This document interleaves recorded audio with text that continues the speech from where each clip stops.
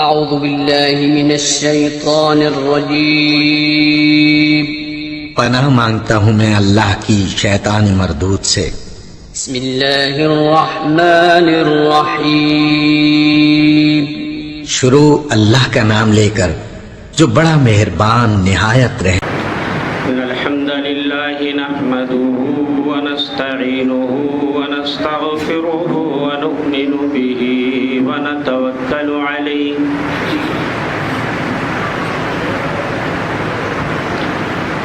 ونعوذ بالله من شرور أنفسنا ومن سيئات أعمالنا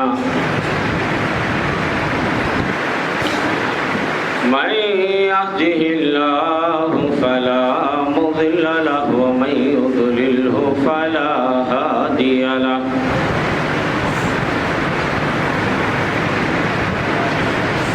وأشهد أن لا إله إلا الله وحده لا شريك له وأشهد أن محمدًا عبده ورسوله أما بعد فإن خير الحديث كتاب الله وخير الهدي هدي محمد صلى الله عليه وسلم وشر الأمور محدثاتها وكل محدثة بدعة وكل بدعة ضلالة وكل ضلالة في النار يقول الله سبحانه وتعالى في كتابه الحكيم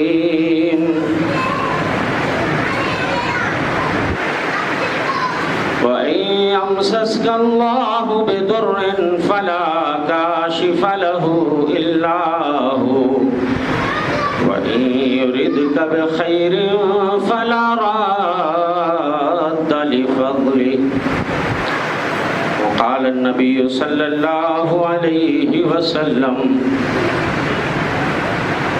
لا عدوى ولا طيرة ولا هامة ولا سفر وقال في رواية أخرى إنما الطيرة شرك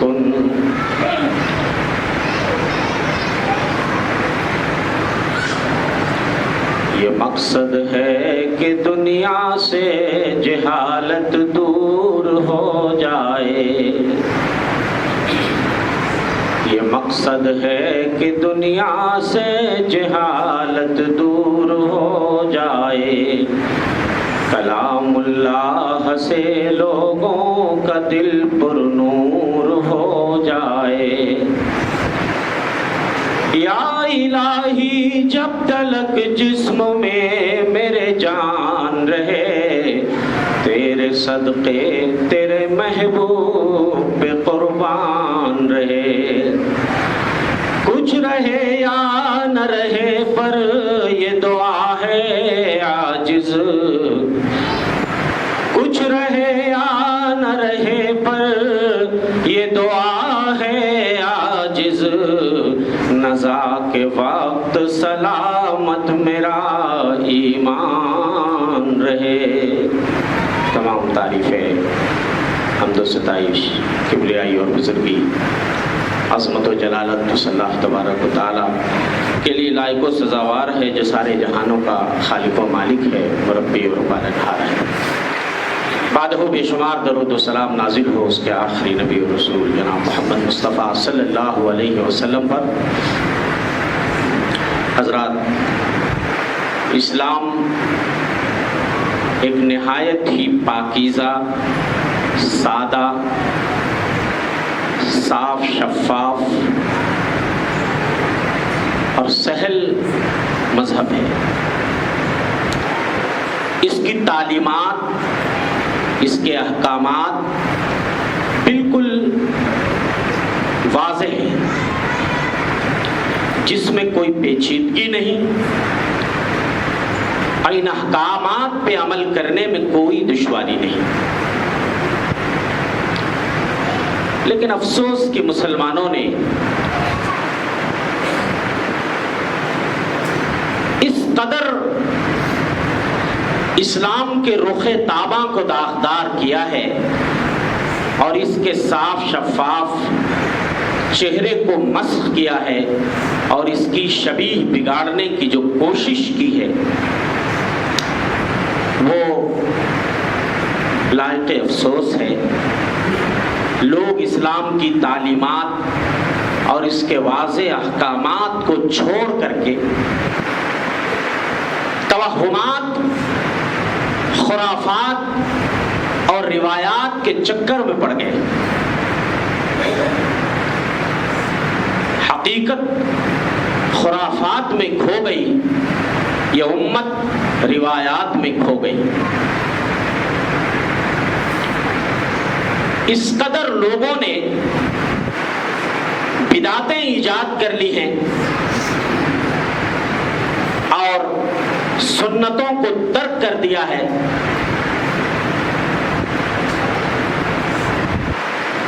کہ کچھ دیر کے لیے یہ سوچنا پڑتا ہے کیا یہی وہ اسلام ہے جو ہمارے نبی آخر الزمان جناب محمد مصطفیٰ صلی اللہ علیہ وسلم لے کر دنیا میں تشریف لائے تھے؟ آج آپ اپنے معاشرے کا جائزہ لے لیجئے، اس قدر بدعقیدگی عام ہے اور اس قدر لوگ توہم پرستی، نحوست، بدفعلی، بدشگونی کے چکر میں گرفتار ہیں کہ مسلمانوں کو دیکھ کر کے بڑا افسوس ہوتا ہے۔ اور اسی لیے میں کہتا ہوں کہ اس وقت دنیا کو عقیدے کی سب سے زیادہ ضرورت ہے۔ میں تو سوچتا ہوں سب کچھ چھوڑ کے اگر عقیدے کی اصلاح پہ لگ جایا جائے اور اس کا بیڑا اٹھا لیا جائے تو کافی حد تک اس بات کے امکانات روشن ہو جاتے ہیں کہ معاشرے میں کچھ نہ کچھ تو سدھار آئے گا۔ بغیر عقیدے کی اصلاح کے آپ فضائل اعمال کی گولیاں بانٹتے رہو، کچھ ہونے والا نہیں۔ لوگوں کو آپ اچھے اور نیک اعمال کی ترغیب دلاتے رہو اور سینے میں شرک کی غلاظتیں بھری ہوں، لوگ بدعتوں میں گرفتار ہوں، تو صرف اعمال کی فضیلت بنانے سے کام نہیں چلے گا۔ اس لیے تھوڑی تکلیف تو ہوگی، اگر زخم میں مواد بھر جائے تو آپریشن کرنا ہی پڑتا ہے۔ اب مریض کے نہیں، ہمیں آپریشن مت دیجئے، ہمیں کچھ وٹامن کی گولیاں دے دیجئے ڈاکٹر صاحب، اور کھا پی کے میں موٹا ہو جاؤں گا، یا کچھ درد نوارک گولیاں دے دیجئے، کچھ درد و تکلیف میں کمی ہو جائے، تو وہ دھیرے دھیرے زخم بڑھتا بڑھتا ناسور بن جائے گا، کینسر ہو جائے گا۔ اس لیے تھوڑی تکلیف پیشنٹ کو ہوتی ہے، مریض کو آپریشن کرنے میں، لیکن جب وہ فاسد مادہ نکل جاتا ہے اور زخم ٹھیک ہو جاتا ہے تو آدمی اسی ڈاکٹر کا شکریہ ادا کرتا ہے۔ تو تھوڑی سی تکلیف لوگوں کو ہوتی ہے جب لوگوں کے عقیدے پہ ضرب پڑتی ہے، اور اس طرح کی توہم پرستی اور نحوست، بدشگونی، بدفعلی پہ جب تقریریں ہوتی ہیں تو تھوڑا سا لوگ کسمساتے ہیں، لیکن جب انہیں روشنی مل جاتی ہے اور صحیح راستہ مل جاتا ہے تو وہ شکریہ بھی ادا کرتے ہیں۔ یہ محرم کا مہینہ ختم ہوا چاہتا ہے، کل چاند تو نظر نہیں آیا لیکن آج انشاءاللہ چاند نظر آئے گا، اور اس کے بعد اسلامی کیلنڈر کا دوسرا مہینہ سفر اس کا آغاز ہو جائے گا۔ اور جس طرح محرم کے مہینے کو لوگوں نے بدعات و خرافات سے بھر دیا، اتنا عظیم مہینہ، عظمت والا، حرمت والا، لیکن بدعتوں کا ایک سیلاب آ جاتا ہے محرم کے مہینے میں۔ ایسے ہی اسلامی کیلنڈر کا جو دوسرا مہینہ سفر ہے، اس میں بھی عجیب عجیب خرافات اور عجیب عجیب روایات کہ سوچنا پڑتا ہے کیا یہ ساری چیزیں دین کا حصہ ہیں؟ لوگ سفر کے مہینے کو منحوس سمجھتے ہیں، اور خاص طور سے اس کے ابتدائی جو 13 دن ہوتے ہیں، کہتے ہیں اس میں آفتیں نازل ہوتی ہیں، بلائیں نازل ہوتی ہیں، اس لیے بہت ساری جگہوں پہ لوگ چنے ابال کر کے بانٹتے ہیں تاکہ آفتیں اور بلائیں رفع ہو جائیں۔ زمانے جاہلیت میں اسلام سے بہت پہلے لوگوں کا یہی عقیدہ تھا کہ سفر کا مہینہ منحوس ہوتا ہے، اس لیے سفر کے مہینے میں وہ خوشی کی تقریب منعقد نہیں کرتے تھے، جیسے شادی بیاہ وغیرہ، یا کسی کام کا آغاز نہیں کرتے تھے، نئی نویلی دلہن کو نہیں لاتے تھے گھر میں، کسی بڑے کام کا آغاز نہیں کرتے تھے، سفر کرنے سے گریز کرتے تھے۔ آج یہی بد عقیدگی اور یہی بدشگونی اور نحوست نسل در نسل چلی آ رہی ہے، اور آج مسلمان اس کو گلے لگائے ہوئے ہیں۔ لیکن آئیے دیکھتے ہیں، اتنی صاف شفاف تعلیم ہونے کے بعد اور اتنی واضح حدیثوں کے بعد پھر بھی مسلمان چھوڑنے کے لیے تیار نہیں ہے، توہم پرستی، بدفعلی اور بدشگونی۔ تو اب بتائیے ایسے لوگوں کی عقلوں پہ اگر آپ ماتم نہیں کریں گے تو کیا کریں گے؟ کائنات کے امام مدنی سردار فرماتے ہیں لا عدوا ولا طیرا، کوئی بیماری اللہ کی اجازت کے بغیر ایک دوسرے کو نہیں لگتی ہے۔ جب تک اللہ کی مرضی نہ ہو، اللہ کی مشیت نہ ہو، تو کوئی بیماری ایک سے دوسرے کو نہیں لگتی ہے۔ ولا طیرتا، بدشگونی کی کوئی حیثیت نہیں ہے، بدفعلی کی کوئی حیثیت شریعت میں نہیں ہے۔ ولا حامت ولا سفر، ایسے ہی الو کے بولنے سے کچھ نہیں ہوتا، الو کی بولی منحوس نہیں ہوتی، یا الو پرندہ منحوس نہیں ہوتا۔ ولا سفر، اور سفر کا مہینہ بھی منحوس نہیں ہوتا۔ لوگ سفر کے مہینے میں شادی بیاہ نہیں کرتے، جبکہ نبی نے کئی شادیاں سفر کے مہینے میں کی۔ اپنی بیٹی کی شادی بھی آپ نے سفر کے مہینے میں، ہائے ہائے کتنا مبارک جوڑا تھا وہ۔ کون سی نحوست آئی وہاں پہ، کون سی بلا نازل ہوئی کہ ان کا گھر اجڑ گیا، کون سی ایسی بلا آئی، آفت آئی کہ ان کا گھر اجڑ گیا۔ ہم مسلمان دعویٰ کرتے ہیں ہم نبی سے سب سے زیادہ محبت کرنے والے، اور نبی کی سنتوں کا خون سب سے زیادہ یہی کرتے ہیں۔ اسی طرح اللہ کے رسول صلی اللہ علیہ وسلم فرماتے ہیں انما الطیرۃ شرک، بدشگونی بدفعلی یہ شرک ہے۔ 3 مرتبہ آپ نے فرمایا، بدشگونی بدفعلی شرک ہے۔ وما منا الا ولکن اللہ یذھبہ بالتوکل، ہم میں سے ہر آدمی کے دل میں کوئی نہ کوئی وہم آ جاتا ہے، کوئی نہ کوئی ڈاؤٹ آ جاتا ہے، کبھی نہ کبھی نحوست اور بدشگونی کے حوالے سے کوئی ڈاؤٹ آ جاتا ہے، کوئی ڈر آ جاتا ہے، وہم آ جاتا ہے۔ لیکن بندہ اگر اللہ پہ بھروسہ کرنے والا ہوتا ہے تو اللہ کے رسول فرماتے ہیں وَلَٰكِنَّ اللَّهَ يُذْهِبُهُ بِالتَّوَكُّلِ، اللہ توکل کے نتیجے میں اس کو دور کر دیتا ہے۔ کوئی نقصان نہیں ہوگا، تھوڑی دیر کے لیے آپ کے دل میں کوئی نحوست بدشگونی والی کوئی بات آئی، اس لیے کہ لوگوں نے معاشرے میں اتنا پھیلا رکھا ہے کہ کہیں نہ کہیں آدمی کے دل میں کچھ نہ کچھ ڈاؤٹ آ ہی جاتا ہے، کوئی نہ کوئی وہم گمان آ ہی جاتا ہے۔ لیکن اللہ کے رسول صلی اللہ علیہ وسلم فرماتے ہیں اس سے نقصان نہیں ہوگا۔ اگر آدمی یہ کہہ دے نہیں نہیں بھائی میرا توکل بھروسہ اللہ پہ، انشاءاللہ اس سے میرا کچھ بگڑنے والا نہیں ہے، میرا کوئی نقصان نہیں ہوگا۔ اسلام سے پہلے، بہت پہلے، بلکہ زمانے جاہلیت سے بھی پہلے لوگ یہ جرم کیا کرتے تھے۔ اگر میں اس کی تاریخ آپ کو بتاؤں، اچھے بھلے مانوس کو، اچھے نیک شریف لوگوں کو یہ ریت بڑی پرانی ہے، لوگ منحوس سمجھتے ہیں۔ فرعونی جو تھے نا، جب خوشحالی آتی، کوئی نعمت ملتی، تو حضرت موسیٰ اور ان کی قوم سے کہتے تھے دیکھو ہم اس خوشحالی اور اس نعمت کے مستحق تھے جی، تو اللہ نے ہمیں دیا۔ اور اگر کوئی مصیبت آ جاتی، قحط سالی آ جاتی، کوئی بلا آ جاتی، کوئی تکلیف آ جاتی، تو کہتے یہ ان منحوسوں کی وجہ سے، موسیٰ اور ان کی قوم کی وجہ سے ہمارے اوپر یہ مصیبت آئی ہے، یہ بلا آئی ہے، اس لیے کہ یہ منحوس لوگ ہیں۔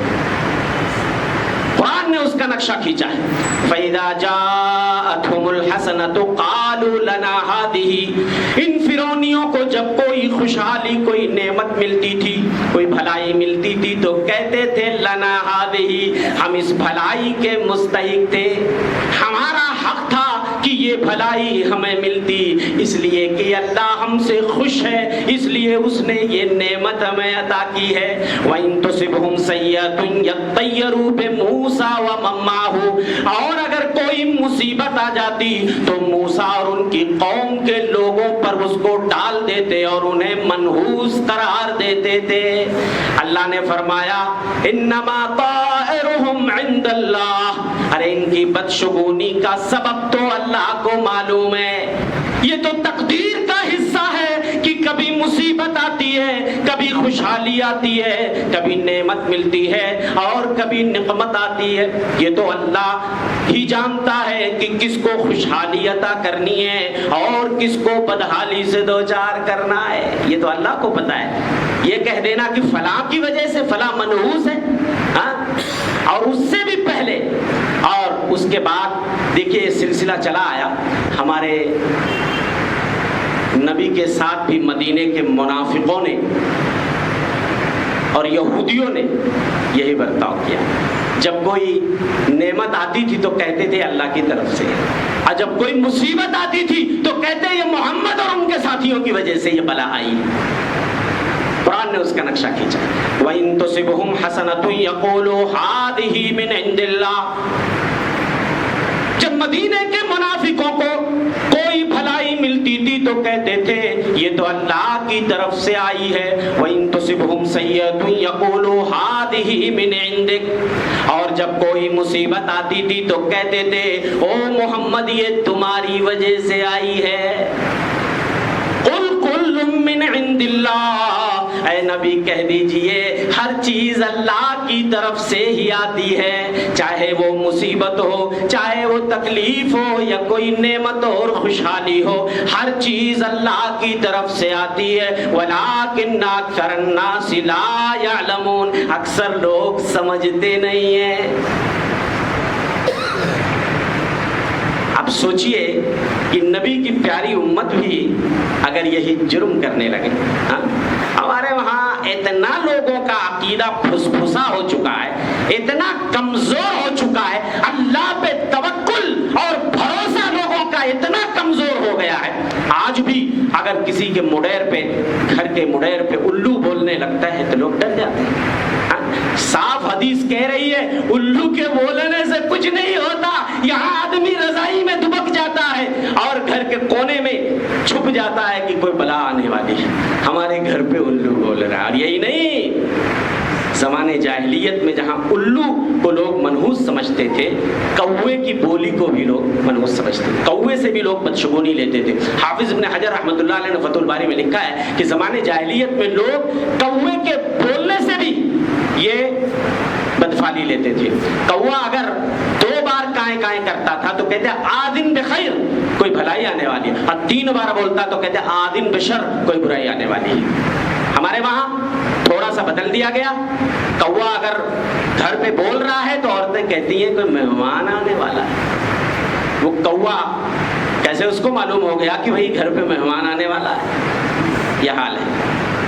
ایسے ہی ہمارے وہاں گاؤں میں ایک ٹٹیری نام کا پرندہ ہوتا ہے، آپ لوگوں نے دیکھا ہوگا، اس کی بولی بہت ٹائٹ ہوتی ہے، کڑک ہوتی ہے۔ بچپن میں ہمیں یہ بتایا گیا تھا، ہمارے بزرگوں نے یہ بتایا تھا کہ یہ پرندہ اگر سر کے اوپر سے گزر جائے تو کوئی بلا آ جائے گی، مصیبت آ جائے گی۔ تو ہم لوگ بچپن میں جب ٹٹیری کبھی اوپر سے یہ پرندہ اڑتا تھا تو ہم لوگ چھپ جاتے تھے، اور اس کی بولی جب کانوں سے ٹکراتی تھی تو ڈر جاتے تھے کہ کوئی بلا آنے والی ہے، کوئی مصیبت آنے والی ہے۔ ہمارے گاؤں کے ایک مولوی صاحب بڑے شکاری تھے، انہوں نے پلان بنایا اور کہا چلو ٹٹیری پرندے کا شکار کرتے ہیں۔ بہت سارے پرندے لے کر کے آئے اور گاؤں کے باغیچے میں ہم لوگوں نے اس کو صاف کیا اور بھون کے اس کا گوشت کھا گئے، اس لیے کہ بڑا عمدہ پرندہ ہوتا ہے، وہ چونچ سے دانا کھاتا ہے، شکار نہیں کرتا ہے، حلال جانور ہے۔ تو مولویوں نے کہا یہ تو مولوی لوگ کل ٹٹیریوں حلال کہی۔ ہم نے کہا ظالموں، وہ پرندہ جس کو تم منحوس سمجھ رہے تھے، جس کی وجہ سے تم یہ سمجھتے تھے کوئی بلا آئے گی، وہ پرندہ ہمارے پیٹ میں آ گیا، ہمیں کوئی تکلیف نہیں ہوئی، اور تم کہتے ہو کہ اس کے بولنے سے مصیبت آتی ہے۔ آج بلی اگر رونے لگتی ہے عورتیں ڈر جاتی ہیں، کہتے مصیبت آنے والی ہے۔ بلی اگر راستہ کاٹ دے، غیر قوموں میں بھی یہ چیز پائی جا رہی ہے، اور وہی چیز مسلمانوں میں بھی پائی جا رہی ہے کہ لوگ ہر راستہ بدل دیتے ہیں اور یا تو گھر واپس آ جاتے ہیں، کہتے بلی نے راستہ کاٹ دیا اس لیے آگے پریشانی آنے والی ہے۔ اللہ، بلی کو کیسے معلوم کہ آپ کو آگے پریشانی آنے والی ہے؟ کتنے لوگوں کو میں نے دیکھا ہے جو اپنے آپ کو صحیح العقیدہ مسلمان کہتے ہیں، ایسے لوگ بھی جھارکھنڈ میں ایک اجلاس میں گیا تھا، ڈرائیور اہل حدیث تھا، بلی نے راستہ کاٹ دیا تو اس نے گاڑی روک دی، کہنے لگا مولوی صاحب کوئی تکلیف آئے گی، میں آگے نہیں جاؤں گا۔ میں نے کہا شرم کرو، تم کہتے ہو میں اہل حدیث ہوں اور اس کے بعد تمہارا عقیدہ اتنا فاسد ہے اور اللہ پہ توکل اور بھروسہ تمہارا اتنا کمزور ہے کہ بلی کے راستہ کاٹنے سے مصیبت آ جائے گی۔ ہمارے وہاں حالت یہ ہے، بدشگونی کی بات میں نحوست کی بات اگر کروں، چھوٹی چھوٹی چیزوں میں ہمارے وہاں لوگ نحوست کی باتیں کرتے رہتے ہیں۔ اگر کوئی دکان میں آیا، گھر میں آیا اور لائٹ چلی گئی تو کہتے ہیں نا بہت بڑا پنوتیا ہے، اس کے آتے ہی لائٹ یہ چلی گئی۔ یہ پنوتی کا لفظ جو ہمارے وہاں بولتے ہیں یہ نحوست کے لیے، یا فلاں آدمی پنوتی ہے، یعنی وہ منحوس ہے۔ بہت سارے لوگ کسی کا صبح اٹھے اور کسی کا چہرہ دیکھا، کام دھندے پہ نکل گئے اور اگر کچھ لاس ہوا، نقصان ہوا تو کہتے ہیں آج پتہ نہیں کیا کر منہ دیکھے رہے، نقصان ہو گیا۔ یہ مسلمانوں کو شوبھا دیتا ہے، مسلمانوں کو یہ زیب دیتا ہے کہ ایسی باتیں اپنی زبانوں سے کہیں۔ یہ فلاں کا چہرہ ہم نے صبح دیکھا تھا، اس وجہ سے میرا کام خراب ہو گیا، نعوذ باللہ من ذالک۔ بہت سے لوگ بیوہ عورتوں کو بھی منحوس سمجھتے ہیں۔ صبح سویرے اگر کسی بیوہ عورت کا چہرہ دیکھ لیا تو کہیں گے کہ بیوہ عورت کا چہرہ صبح صبح دیکھ لیا، آج کام نہیں بنے گا یا کوئی مصیبت آئے گی۔ ایک بیوہ عورت، بلکہ یہ کہہ لیجئے لاولد کو بھی، جن کے وہاں بچے نہیں ہوتے، جن کی کوکھ ہری نہیں ہوتی، جن کو اللہ اولاد کی نعمت سے محروم کر دیتے ہیں۔ ہمارے پڑوس میں ایک عورت رہتی تھی، گھر میں ہمارے آ کے روتی تھی، کہتی تھی جب گھر میں نئی نویلی دلہنیں آتی ہیں شادی کی تقریب میں، اگر میں بھی شریک ہوتی ہوں تو ہم کو سب بازو کر دیتے ہیں کہ اس کا سایہ اگر نئی نویلی دلہن پہ پڑے گا تو اس کو بھی بچے نہیں ہوں گے، وہ 5 ہو جائے گی وہ بھی۔ اس لیے کہتے ہیں میں شادی کی تقریب میں جانے سے کتراتی ہوں، میرا دل خون کے آنسو روتا ہے کہ کس طریقے سے یہ معاشرہ میرے ساتھ برتاؤ کر رہا ہے۔ ایک طرف تو اولاد کی نعمت سے میں محروم ہوں، دوسری طرف معاشرہ کس طریقے سے میرے جذبات پہ، میرے ارمانوں پہ چھری چلاتا ہے۔ یہ اللہ کی مرضی ہے کس کو دینا ہے اولاد، کس کو نہیں دینا ہے۔ تو میرے بھائیوں، عقیدہ یہ ہونا چاہیے کہ کوئی بھی مصیبت اگر آتی ہے اللہ کی طرف سے آتی ہے، وہ تقدیر کا حصہ ہے، اور اگر کوئی نعمت ملتی ہے، کوئی خوشحالی آتی ہے، یہ بھی تقدیر کا حصہ ہے۔ یہ ہمارا عقیدہ ہونا چاہیے، اور قرآن بھی یہی کہتا ہے وَإِن يَمْسَسْكَ اللَّهُ بِضُرٍّ فَلَا كَاشِفَ لَهُ إِلَّا هُوَ۔ اگر آپ کو کوئی تکلیف پہنچ جائے تو یہ عقیدہ رکھو کہ اس کو کوئی دور کرنے والا نہیں ہے سوائے اللہ کی ذات کے۔ وَإِن يُرِدْكَ بِخَيْرٍ فَلَا رَادَّ لِفَضْلِهِ، اور اگر کوئی بھلائی تم کو پہنچ جائے، اللہ تمہیں کوئی بھلائی پہنچانے کا ارادہ کر لے تو اس کو کوئی ٹال نہیں سکتا، کوئی روک نہیں سکتا۔ اسی لیے حضرت عبداللہ ابن عباس جب نبی کی سواری پہ پیچھے بیٹھے ہوئے ہیں، اللہ کے رسول صلی اللہ علیہ وسلم عقیدے کو کس طرح مضبوط کر رہے ہیں اور عقیدے کی مضبوطی پہ کائنات کے امام کتنا زور دیتے تھے، کتنا دھیان دیتے تھے، بچوں کے عقیدوں کو کس طریقے سے آپ مضبوط کیا کرتے تھے۔ آپ نے فرمایا یا غلام انی اعلمک کلمات، او بچے میں تمہیں چند کلمات کی وصیت کرتا ہوں، اس کو تم گرہ لگا لو، اچھی طرح یاد کر لو۔ احفظ اللہ یحفظک، تم اللہ کی حفاظت کرو، اللہ تمہاری حفاظت کرے گا۔ احفظ اللہ تجدہ تجاہک، تم اللہ کی حفاظت کرو، اس کے احکام پہ عمل کرو، اس کے دین پہ عمل کرو، اللہ کو اپنے سامنے پاؤ گے، یعنی اللہ غیب سے تمہاری مدد کرے گا، تمہاری دستگیری کرے گا، تمہاری حاجت روائی اور مشکل کشائی اللہ کرے گا۔ وَإِذَا سَأَلْتَ فَاسْأَلِ اللَّهَ، جب کبھی مانگنا تو صرف اللہ سے مانگنا۔ وَإِذَا اسْتَعَنْتَ فَاسْتَعِنْ بِاللَّهِ، جب کبھی مدد چاہنا تو صرف اللہ سے چاہنا۔ وَاعْلَمْ أَنَّ الْأُمَّةَ لَوْ اجْتَمَعَتْ، جان لو بچے پوری دنیا اگر مل جائے عَلَىٰ أَن يَنفَعُوكَ بِشَيْءٍ، اور وہ تمہیں کچھ نفع پہنچانا چاہے، لا ينفعوك بشيء الا قد كتبه الله لك، کوئی بھی نفع نہیں پہنچا سکتا، پوری دنیا کے لوگ مل کر نفع نہیں پہنچا سکتے مگر وہ نفع جو اللہ نے تمہارے لیے لکھ دیا ہے، مقدر کر دیا ہے۔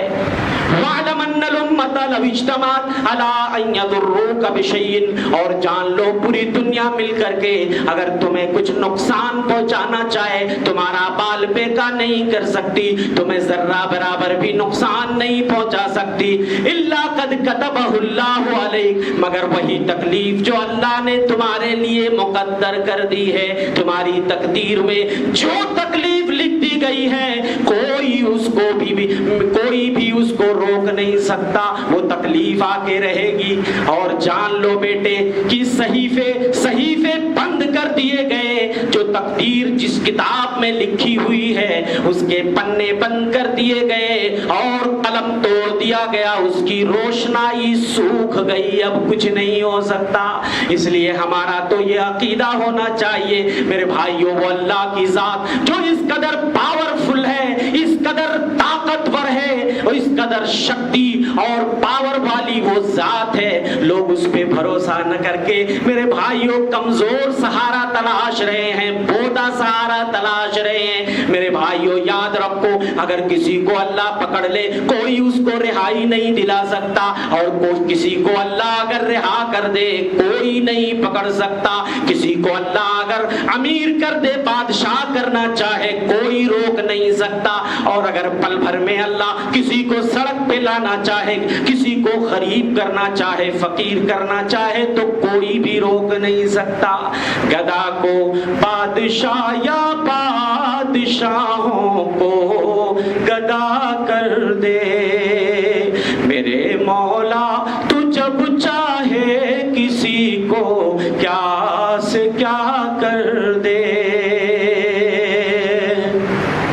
پکڑ لے جس کو تو اس کی رہائی ہو نہیں سکتی، اسے پھر کون پکڑے جس کو مولا تو رہا کر دے۔ میرے بھائیو اللہ پہ توکل کرو، اللہ پہ بھروسہ کرو، کوئی بھی آپ کو نقصان نہیں پہنچا سکتا ہے۔ وَمَن يَتَوَكَّلْ عَلَى اللَّهِ فَهُوَ حَسْبُهُ، جو اللہ پہ بھروسہ کرتا ہے اللہ اس کے لیے کافی ہو جاتا ہے۔ جو اللہ پہ بھروسہ کرتا ہے اللہ اس کے لیے کافی ہو جاتا ہے۔ ہمارے آج مسلمانوں کا بھروسہ، کوئی کڑا پہن کے گھوم رہا ہے، کوئی چھلا پہن کے گھوم رہا ہے، کوئی کالا دھاگا باندھ کے گھوم رہا ہے۔ اتنا کمزور عقیدہ، نظر بد سے بچنے کے لیے، تلاؤں سے بچنے کے لیے کتنے لوگ کالا دھاگا ہاتھوں میں اور پیروں میں یا تعویذ لٹکا کے گھوم رہے، بولتے اس سے بلا ٹل جائے گی۔ ہاں اچھا، بلا تو اللہ اللہ ٹالتا ہے، اور آپ کی بلا اس کالے دھاگے سے، اتنا کمزور عقیدہ آپ کا، دھاگے کی طرح کمزور عقیدہ آپ کا کہ جسے اگر توڑا جائے تو بڑی آسانی کے ساتھ ٹوٹ جاتا ہے۔ کیا آپ نے حدیث نہیں سنی؟ کائنات کے امام مدنی سردار فرماتے ہیں ان الرقا والتمائم والدولت شرک، غیر شرعی جھاڑ پھونک اور تعویذ گنڈے جسے لوگ لٹکاتے ہیں اور دیولا شرک ہے۔ یہ دیولا کیا ہے؟ میں عام طور پہ اس کا ترجمہ کرتا محبت کی پڑیا۔ عورتیں اپنے شوہروں کی محبت لینے کے لیے ڈھونگی باباؤں سے تعویذ پڑیا لکھا کے لاتی ہیں، اور ان شوہر کی نگاہوں میں محبوب بننے کے لیے وہ پڑیا گھول کر پلا دیتی ہیں۔ پتا چلا شوہر نے باپ کو چھوڑا، ماں کو چھوڑا، بھائی بہنوں کو چھوڑا، اب اس کے لیے صرف اس کی بیوی بچی۔ یہ ہے دیولا، جو محبت حاصل کرنے کے لیے عورتیں اپنے شوہروں کو پلا دیتی ہیں۔ تو یہ تعویذ گنڈے، یہ ساری چیزیں شرک ہے۔ اس حدیث کا ایک پس منظر ہے، حضرت زینب عبداللہ ابن مسعود جیسے صحابی کی بیوی کہتی ہیں، حضرت زینب، حضرت عبداللہ ابن مسعود جب گھر میں آتے تھے تو ذرا کھانستے تھے اور ذرا حلق سے آواز نکالتے تھے کہ بیوی بچے پتہ نہیں کس حال میں ہے، ذرا الرٹ ہو جائے۔ ہوتا ہے نہیں، ہمارے بڑے بوڑھے گھر میں بہو ہے، بیٹیاں ہیں، تو ذرا کھانس کھکھار کر کے تب اندر جاتے ہیں، یہ ادب ہے۔ تو حضرت عبداللہ ابن مسعود بھی ایسے ہی کرتے تھے۔ کہنے لگے ایک دن حضرت عبداللہ ابن مسعود آئے دروازے پہ اور انہوں نے ذرا کھانسنے والی آواز نکالی۔ کہنے لگے میرے پاس ایک یہودن عورت تھی، بوڑھی عورت، اور میرا جو پلنگ تھا اس کا پیر جو ہے نا وہ بہت اونچا تھا، تو میں نے جھٹ سے اس یہودی عورت کو وہ پلنگ کے نیچے گھسا دیا۔ میں نے کہا چھپ جا، عبداللہ ابن مسعود آ رہے ہیں۔ اس یہودی عورت کو انہوں نے اپنے پلنگ کے نیچے چھپا دیا اور خود پلنگ پہ بیٹھ گئی۔ حضرت عبداللہ ابن مسعود گھر میں تشریف لائے اور اپنی بیوی کے بغل میں بیٹھ گئے۔ اچانک ان کی نگاہ ان کے گلے پہ پڑتی۔ حضرت زینب کہتی ہیں انہوں نے دیکھا کہ میرے گلے میں دھاگا بندھا ہوا ہے۔ کہنے لگے ارے زینب، تم میری بیوی ہو اور تمہارے گلے میں دھاگا دیکھ رہا ہوں۔ کہنے لگی ہاں، اس دھاگے میں یہ کوئی معمولی دھاگا نہیں ہے، جیسے کہتے نہیں ہمارے وہاں ارے یہ انگوٹھی ہم وہاں سے لائے ہیں، اجمیر سے لائے ہیں، اور پتہ نہیں کہاں سے، اس کو معمولی مت سمجھو، یہ دھاگا فلانے بابا ہم کو دیے ہیں، اس کو ایسا ویسا مت سمجھو۔ تو انہوں نے بھی حوالہ دیا ہے فلانے یہودی کے وہاں سے میں اس میں سے دم کرا کے لائی ہوں، یہ ایسا ویسا دھاگا نہیں ہے۔ حضرت عبداللہ ابن مسعود نے فوراً ان کے گلے سے وہ دھاگا نوچا، پھینک دیا اور کہا ان آل عبداللہ لاغنیاء عن الشرک۔ عبداللہ ابن مسعود کے بچے، ان کی بیویاں اس شرک سے بے نیاز ہیں، شرک سے بے نیاز ہے۔ میں نے رسول اللہ صلی اللہ علیہ وسلم کو یہ فرماتے ہوئے سنا ہے ان الرقا والتمائم والدولت شرک، غیر شرعی جھاڑ پھونک، تعویذ گنڈے اور دیولا، یہ محبت کی پڑیا، یہ سب شرک ہے۔ حضرت زینب نے پھر دلیل دینے کی کوشش کی۔ کاہے آپ ایسا کہہ رہے ہیں بھائی؟ میں آپ کو اپنا واقعہ بتاتی ہوں، ریئل واقعہ جو پریکٹیکل میں بتاتی ہوں۔ میری آنکھوں میں تکلیف ہوتی تھی تو میں فلاں یہودی کے پاس جاتی تھی، وہ مجھے دم کر دیتا تھا تو میری آنکھوں کی تکلیف ٹھیک ہو جاتی تھی۔ تو کچھ نہ کچھ تو اثر ہے نا اس میں، ورنہ کیسے میری آنکھ ٹھیک ہو جاتی تھی؟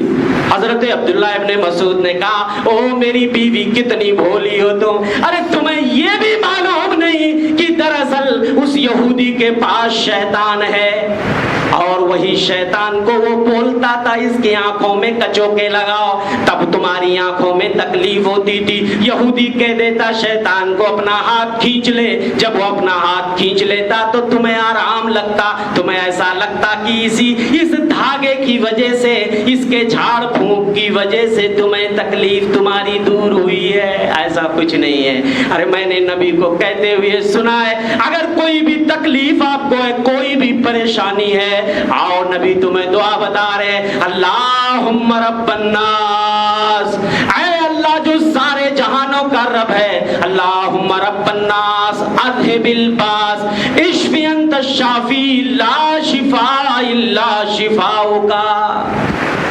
اے اللہ شفا دے دے، اے تیرے علاوہ دنیا میں کوئی شفا نہیں دے، ایسی شفا دے دے مولا اس کے بعد پھر بیماری ہی نہ آئے۔ ہائے اب رو تو صحیح، گڑ گڑاؤ، اپنے مولا سے لو لگاؤ۔ کتنی بہترین دعا کائنات کے امام مدنی سردار نے آپ کو سکھائی ہے، اپنی امت کو سکھائی ہے، مگر لوگ دعاؤں کو چھوڑ کر آج کڑے دھاگے اور چھلے کا سہارا لے رہے، تعویذ اور گنڈوں کا سہارا لے رہے ہیں۔ میرے بھائیوں یاد رکھو یہ ساری چیزیں عقیدے کو دیمک کی طرح چاٹتی ہیں اور بسا اوقات آدمی شرک اور کفر میں گرفتار ہو جاتا ہے، اپنے دین ایمان اور اسلام سے بھی ہاتھ دھو بیٹھتا ہے۔ تو میں بات کر رہا تھا نحوست اور بدشگونی کی۔ ایک پیاری حدیث سنا کے اپنی بات ختم کروں گا۔ ایک شخص نے حضرت ابو ہریرہ کا نام لے کر کے اماں عائشہ کے وہاں آ کر کے حدیث سنانے لگا کہ حضرت ابو ہریرہ تو کہتے ہیں کہ نبی نے یہ حدیث بیان کی ہے کہ انما الطیرۃ فی المرأۃ والفرس والدار، تین چیزوں میں نحوست ہے، تین چیزیں منحوس ہوتی ہیں، عورت، گھر، گھوڑا۔ اماں عائشہ نے کہا یہ یہودیوں کی سازش ہے، اللہ انہیں غارت کرے، میرے نبی نے ایسی کوئی حدیث نہیں بیان کی۔ میرے نبی نے جو حدیث بیان کی ہے وہ اس طرح ہے، کان اہل الجاہلیہ یقولون، زمانے جاہلیت میں لوگ ایسا کہتے تھے کہ تین چیزوں میں بدشگونی، نحوست ہے، عورت میں نحوست ہے، گھر میں نحوست ہے، گھوڑے میں نحوست ہے، حالانکہ نحوست کسی چیز میں نہیں ہے۔ اور اس کے بعد سورہ حدید کی آیت نمبر 22 اماں عائشہ نے پڑھ کے سنائی، ما اصاب من مصیبت فی الارض ولا فی انفسکم الا فی کتاب۔ وہ لوگوں سن لو، کوئی مصیبت زمین میں نہیں آتی ہے، چاہے وہ قحط سالی ہو، چاہے وہ سیلاب ہو، اور چاہے وہ زلزلہ ہو، یا چاہے وہ پھلوں میں کمی ہو، یا کھیتی باڑی میں کمی ہو، پیداوار میں کمی ہو، جو بھی مصیبت زمین میں آتی ہے یا تمہاری جانوں میں آتی ہے، تم بیمار ہو جاتے ہو، تمہارے بچے مر جاتے ہیں، کوئی بھی مصیبت تمہاری جانوں پہ نہیں پڑتی ہے، الا فی کتاب، مگر وہ لوح محفوظ میں، تقدیر میں وہ چیز پہلے سے لکھی رہتی ہے، من قبل ان نبراہا، قبل اس کے کہ ہم تمام مخلوق کو پیدا کرتے، زمین آسمان بناتے، اس سے پہلے بھی میں نے لکھ دیا ہے یہ مصیبت آ کے رہے گی۔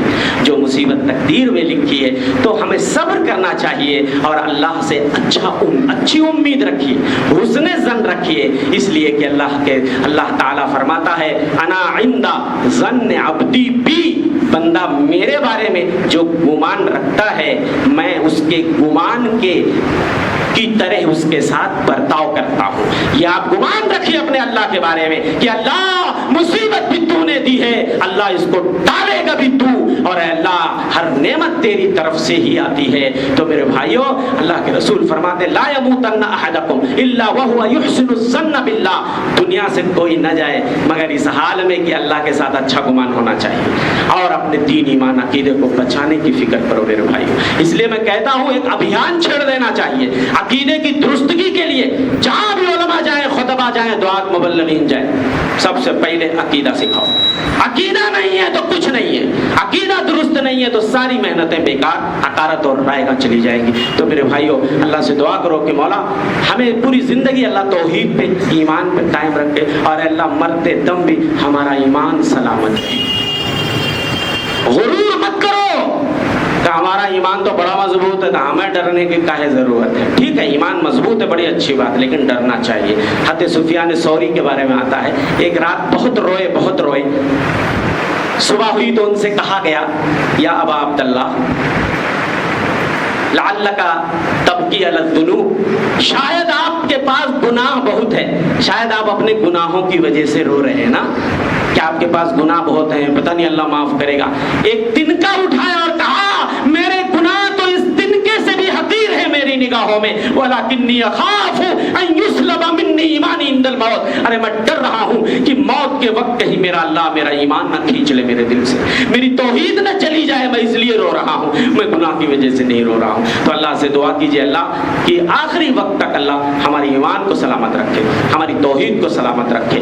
اللہ سے دعا اللہ تمام مسلمان بھائیوں کو توفیق دے کہ وہ توہم پرستیوں، نحوست اور بدشگونیوں کی دلدل سے نکل کر کے اسلام اور سنتوں کے سائے میں آئیں اور اللہ پہ بھروسہ کریں، اسی پہ توکل کریں۔ آمین وما توفیق الا باللہ وصلی اللہ علی نبینا محمد۔ بارک اللہ لی ولکم فی القرآن العظیم ونفعني وإياكم بالآیات والذکر الحکیم۔ انہ تعالی جواد کریم۔